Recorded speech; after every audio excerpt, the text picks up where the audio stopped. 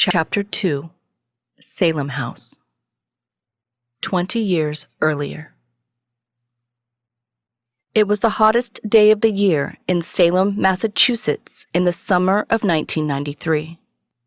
The early morning breeze barely relieved the sweltering heat as it blew over Madeline's tender, soiled face while she worked in the family yard with her brother, digging out irrigation ditches. The previous day's temperature had reached 102 degrees, which was far above the moderate climate average for the beautiful coastal city nestled in the Massachusetts Bay. And that day, Monday, threatened to be no different. The short period of darkness from the night before had only slightly cooled the temperature when the sun rose again, hot and heavy. Madeline and her brother Maxwell, 9 and 11 years old respectively, woke up at 5 o'clock that morning to begin their day's chores. Regular summer vacation camps and activities had already started for the other children in Salem, but not for the eldest two offspring of the Jackson family. Madeline and Maxwell's parents, Charles and Claire Jackson, didn't believe in vacations or fun of any sort, including playing with other children. But considering Madeline and Maxwell were the only multiracial students with frizzy, unkempt hair and second-hand clothes in a white upper-class school, they were outcasts in their neighborhood from the start anyway. Madeline and Maxwell had already gone through their house and closed all the windows in the Jacksons' 8,000-square-foot estate on the big corner lot across from the cemetery. The house didn't have air conditioning, so to keep it cool during the summer, they were required to open the windows at night and, without fail, promptly close them before sunrise the following morning. They never had to close the drapes, however, because they were rarely opened to begin with. Before their father had left for work that fated Monday morning, he had given Madeline and Maxwell their usual chore list for the day. Yet that time there was only one task on it. The previous summer, Charles and Claire Jackson had 150 yards of irrigation ditches, 1 foot wide by 3 feet deep, dug around the perimeter of their house with the objective of installing sprinkler piping. But the Jacksons never finished anything when it came to the beautification of their home, and the seasons came and went without having completed the job. Heavy rainstorms had caused the ditches to fill back in with dense clay dirt, and Madeline and Maxwell's task for the day was digging them all back out. And, as Charles had said, the job better be finished before I get home from work, or tonight it's going to be another beating. The Jackson family home was undisputedly the largest on the block and also the most unsettling. It bore a disturbing resemblance to the Salem witch house, and many passers-by believed it to be haunted. And although it sat in the center of Salem's primary upper-class neighborhood, there were no homes on the empty lots bordering the dark gray 3-story residence, and no fences separating the property lines. An invisible, impenetrable wall of protective energy encased the house and guarded it from outsiders at all times. Even though the rest of the exclusive neighborhood had an abundance of beautifully maintained estate homes with impeccably manicured yards, the Jackson house was the opposite. With distressed and worn wood siding, the house looked dreary and lacked any adornments. The front door was made of solid wood and painted the same dark, foggy gray as the rest of the house, and all the windows were small and dirty with diamond-shaped lead window frames barely filling out the spaces they occupied. Apart from the large weeping willow trees cloaking the house in a dark cloud of shade on all sides, there was no additional landscaping or grass. The yard was a rock-free, meticulously groomed field of dirt. The Jacksons never decorated the exterior of their home for the holidays, and no trick-or-treaters or carolers ever came to the door. Members of Salem society despised the Jackson house because it made the entire neighborhood look bad. But regardless of public opinion, nobody, influential or not, dared to say a word.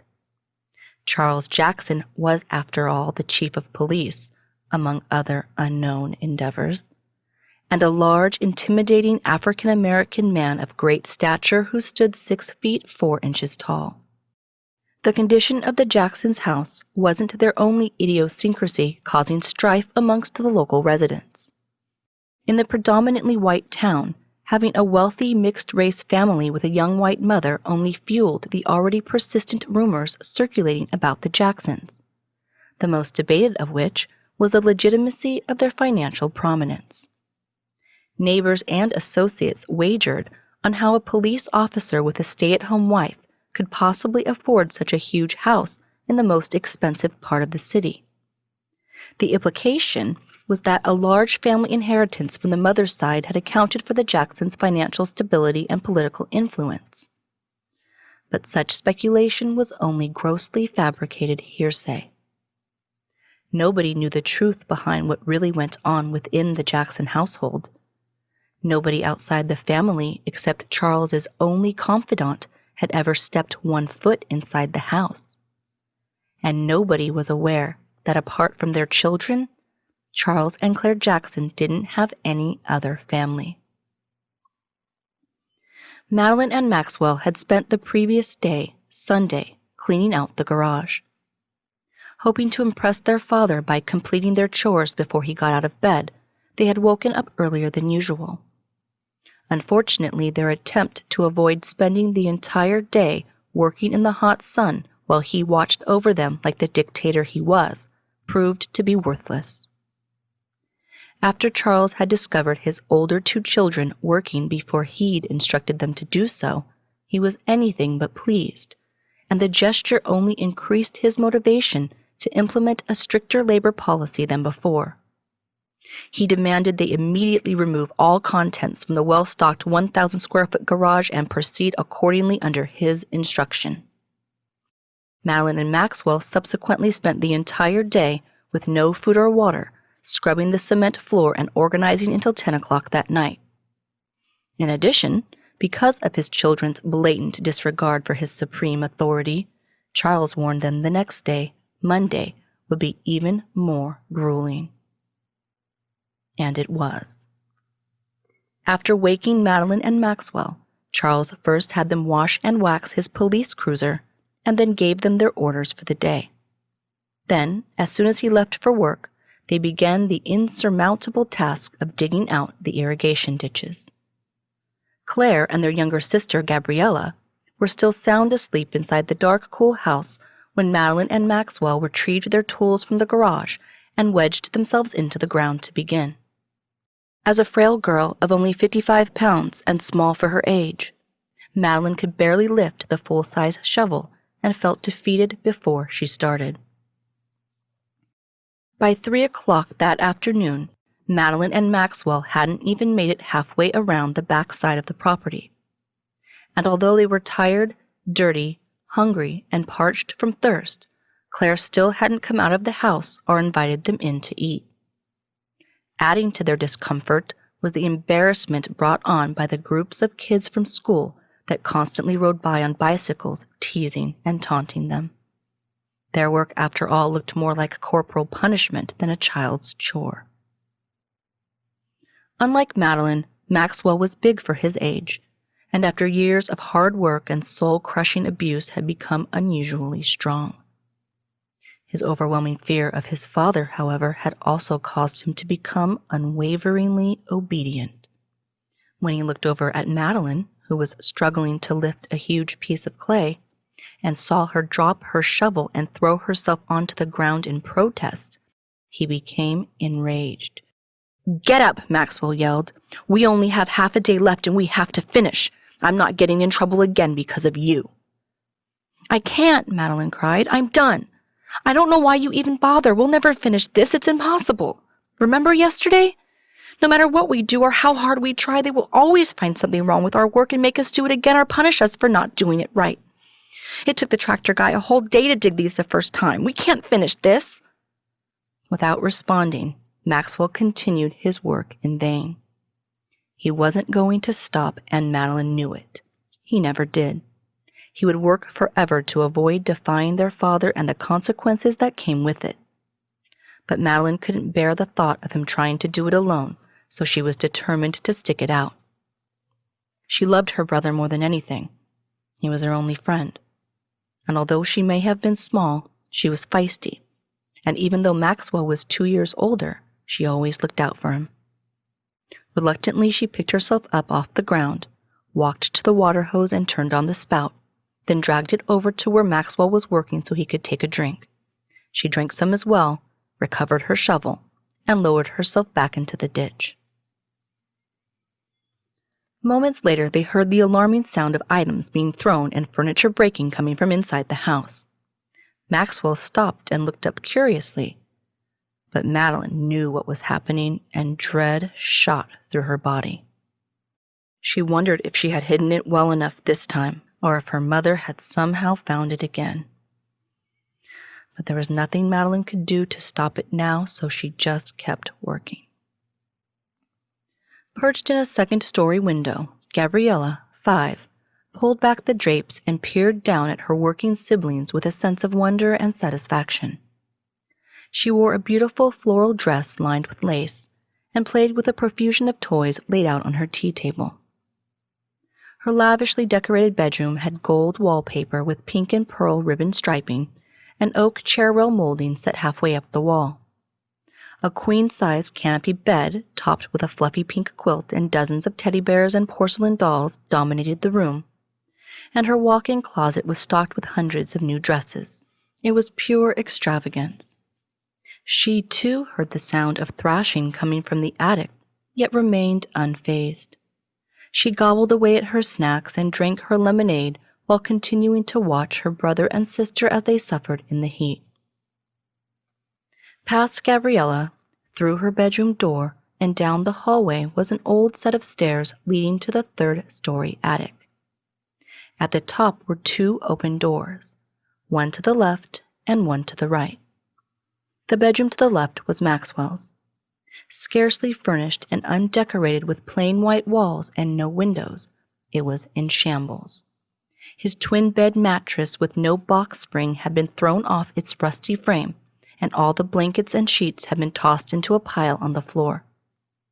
The only other piece of furniture, an old, raggedy, unstained wooden dresser, had all its drawers pulled out and the sparse contents heaped into the same pile on the floor. Across the hallway was an identical bedroom, also undecorated with plain white walls, no windows, and few furnishings. It belonged to Madeline. Claire Jackson was inside, and that day she was on a rampage. Looking for something specific, she furiously tore through her eldest daughter's room like a human tornado. And just as she had done in Maxwell's room, she smashed everything she touched and tossed it into a pile on the floor.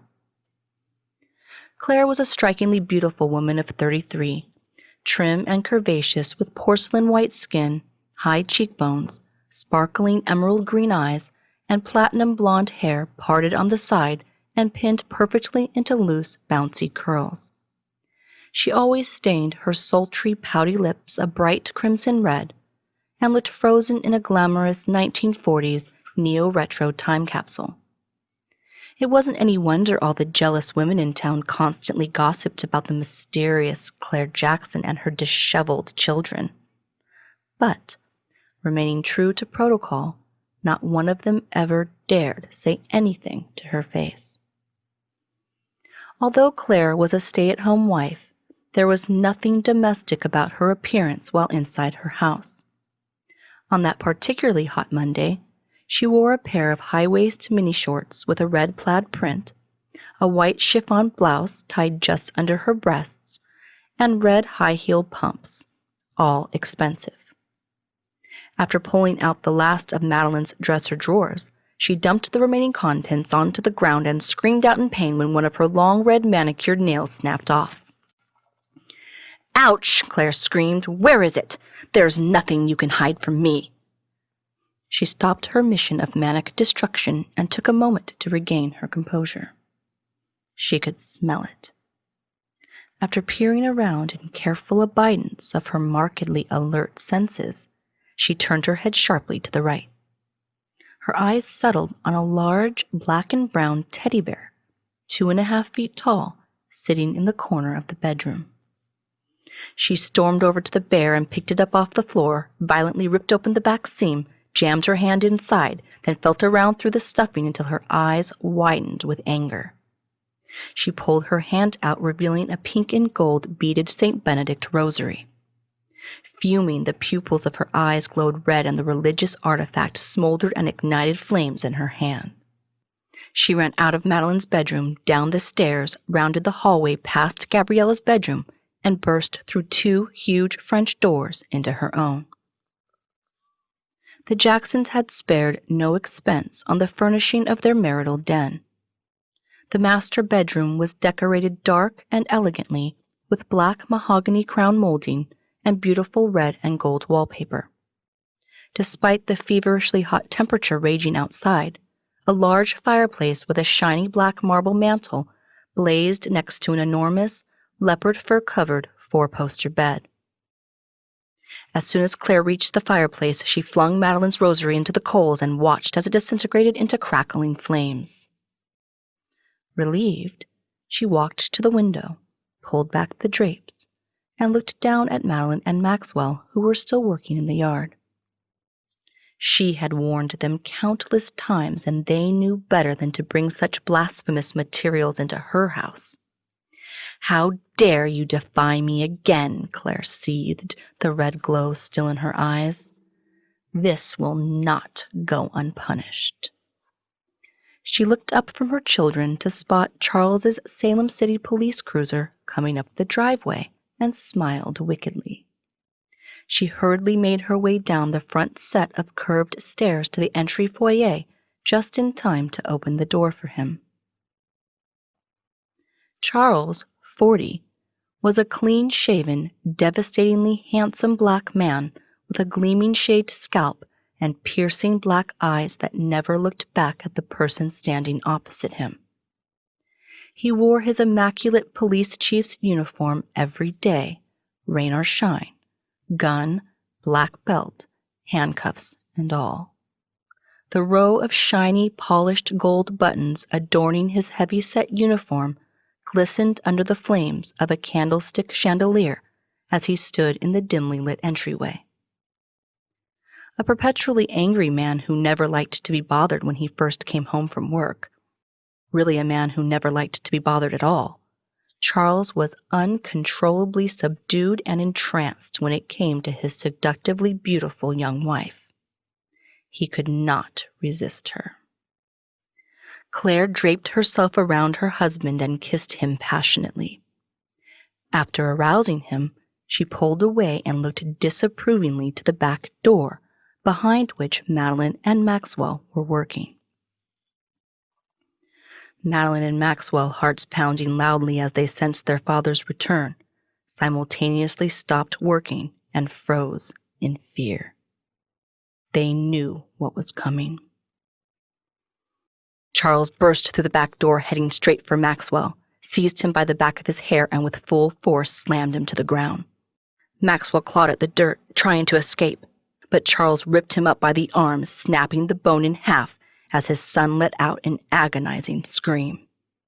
A scream Charles instantly silenced by ferociously smashing Maxwell's face open with his fist, blow after blow, until splashes of blood saturated the ground next to where 2 of Maxwell's teeth had fallen. Waiting in the house with the drapes pulled back so she could see, Claire stood in the window motionless, watching the brutal attack. A look of pure pleasure washed over her face. Madeline threw down her shovel and charged toward her father, who stood over Maxwell ready to continue his assault. "No, stop! Get off him!" she screamed, lunging out to grab at Charles. But it was too late. He turned around and side-kicked her with his heavy boots squarely in her ribs, which cracked loudly as her tiny body caved in and she flew backward to the ground, unable to breathe. Claire continued to watch through the window patiently.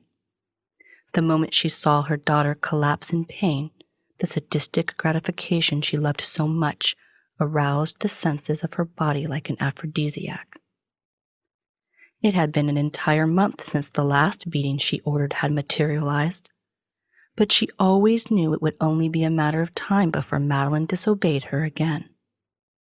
And for Claire, The days in between had been an agonizing wait, full of pent-up desire, now proving to be worth every minute. But she never imagined her release would taste so sweet. Charles, however, was just getting started and eager to finish his duties in a private location. He took Maxwell's broken arm in one hand, grasped Madeline's long hair in the other, and dragged them both face down through the dirt into the house. He then hurled his children through the kitchen door, slammed it shut behind them, and took off his belt. Claire turned to where they entered. As the sun set over the gravestones in the cemetery, the white drapes covering the Jacksons' windows glowed a fiery red, and the horrific sound of whipping and screaming echoed in the street as the vicious beating of Madeline and Maxwell continued.